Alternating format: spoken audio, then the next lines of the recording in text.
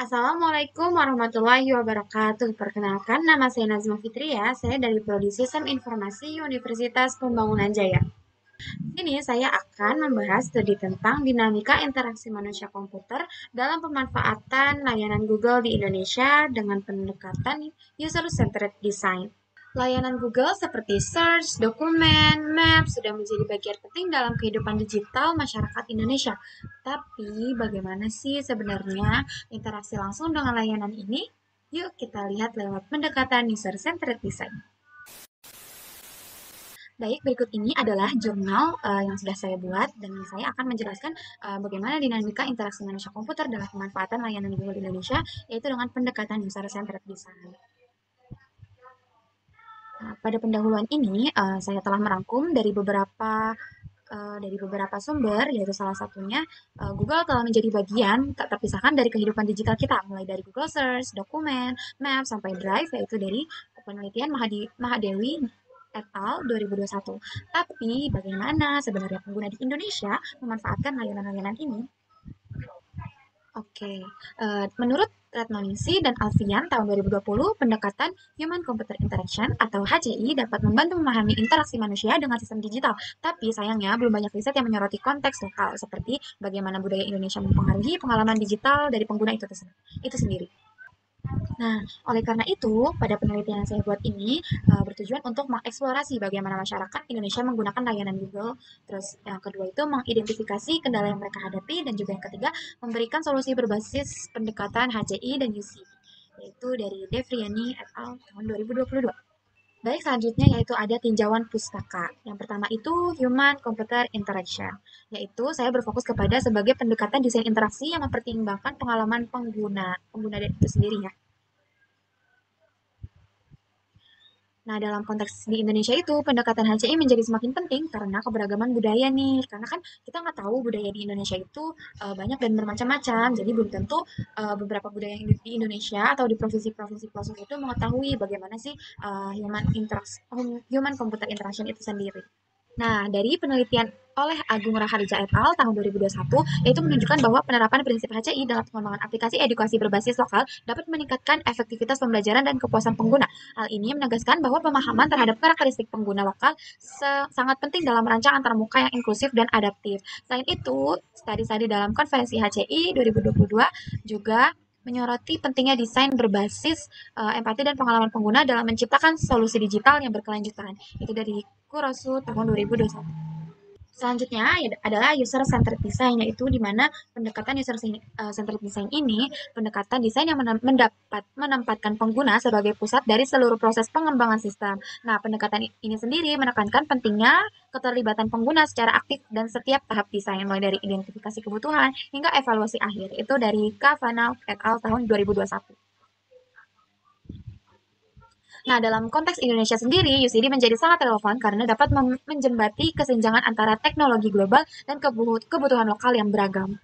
Nah, namun di tantangan utama dalam penerapan UCD ini adalah kebutuhan akan sumber daya yang besar, baik dari segi waktu, tenaga, maupun partisipasi pengguna. Oleh karena itu, dalam penelitian ini UCD akan dikombinasikan dengan pendekatan etnografi untuk mendapatkan pemahaman yang lebih mendalam dan kontekstual terhadap perilaku pengguna Indonesia dalam menggunakan layanan Google. Selanjutnya adalah usability testing. Nah, usability testing ini adalah metode evaluasi yang digunakan untuk mengukur sejauh mana suatu sistem dapat digunakan secara efektif, efisien, dan juga memuaskan oleh pengguna akhir. Nah, ini usability testing ini sangat penting dalam konteks HCI itu sendiri. Nah, dengan menggabungkan usability testing dan UCD, penelitian ini bertujuan untuk menghasilkan rekomendasi desain yang tidak hanya berbasis data, tetapi juga relevan dengan budaya dan kontekstual. Pendekatan ini diharapkan dapat memberikan kontribusi nyata dalam pengembangan layanan digital yang lebih inklusif dan adaptif terhadap kebutuhan masyarakat Indonesia. Baik, selanjutnya adalah metode penelitian. Nah, penelitian ini menggunakan pendekatan kualitatif, deskriptif. Pendekatan ini mungkin peneliti untuk memahami fenomena pemanfaatan teknologi Google secara mendalam dalam konteks pendidikan melalui kombinasi studi literatur, wawancara, observasi, dan kuesioner, sehingga memungkinkan triangulasi sumber untuk memperoleh gambaran yang komprehensif. Dari Tanjung 2023 dan juga Kailani 2021. Ini desain penelitian yaitu deskriptif kualitatif dengan pendekatan studi kasus. Nah, desain penelitian ini melibatkan beberapa tahapan, yaitu ada identifikasi masalah, pengumpulan data, analisis data, serta interpretasi temuan.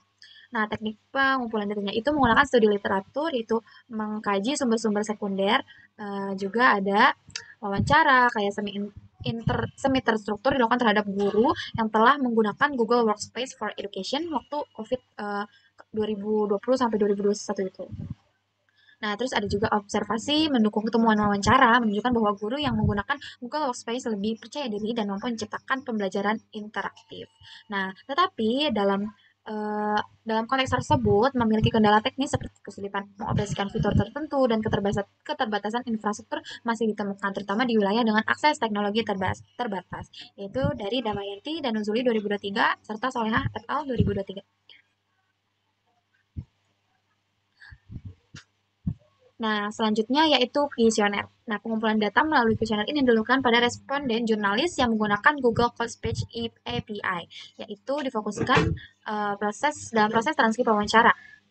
Nah, dari hasil kuesioner tersebut menunjukkan bahwa 88% responden merasa sangat terbantu oleh teknologi ini, yaitu dari penelitian Hawari et al. NND. Hal ini menunjukkan potensi besar Cloud Speech API dalam meningkatkan efisiensi kerja jurnalis digital. Bisa dilihat di sini.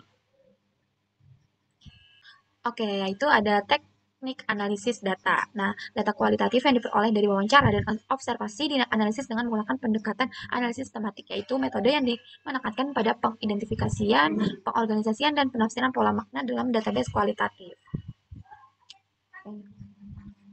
Selanjutnya ada validasi dan triangulasi. Validitas dalam penelitian ini diperkuat melalui penerapan triangulasi metode, yaitu dengan mengkombinasikan berbagai teknik pengumpulan data seperti studi literatur, wawancara, semi terstruktur, observasi partisipatif, dan penyebaran kuesioner. Nah, selanjutnya ada hasil dan juga pembahasan. Nah, hasil dari kuantitatif itu sendiri yaitu dari kuesioner yang disebarkan ke 50 responden, 88% merasa layanan Google meningkatkan produktivitas, yaitu dari Agustina dan Purwandari tahun 2025.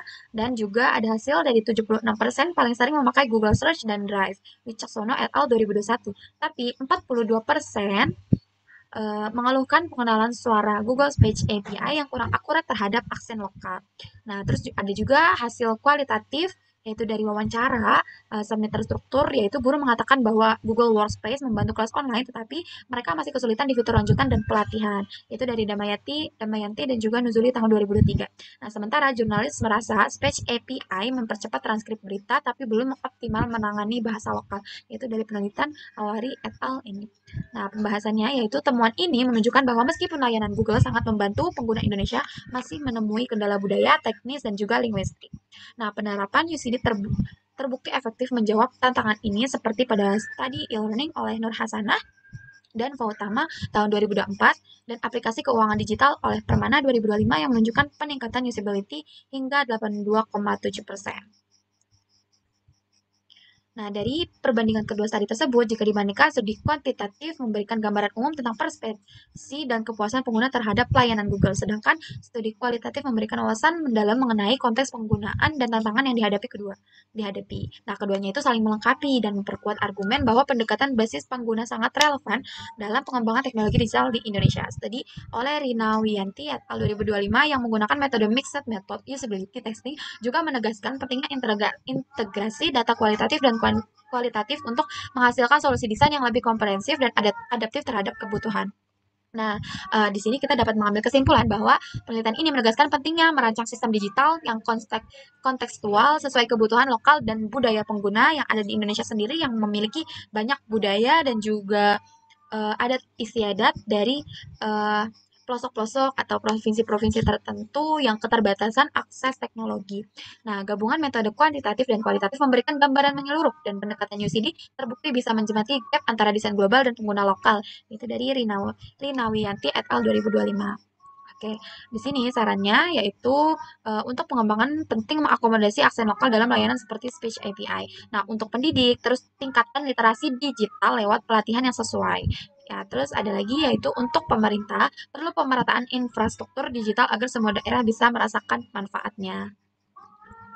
Oke, jadi teknologi bukan hanya soal fitur, tapi juga soal bagaimana manusia berinteraksi dengan teknologi tersebut. Semoga presentasi ini bisa memberikan wawasan baru untuk menciptakan layanan digital yang lebih inklusif dan relevan di Indonesia. Terima kasih. Wassalamualaikum warahmatullahi wabarakatuh. Thank you for watching. Bye.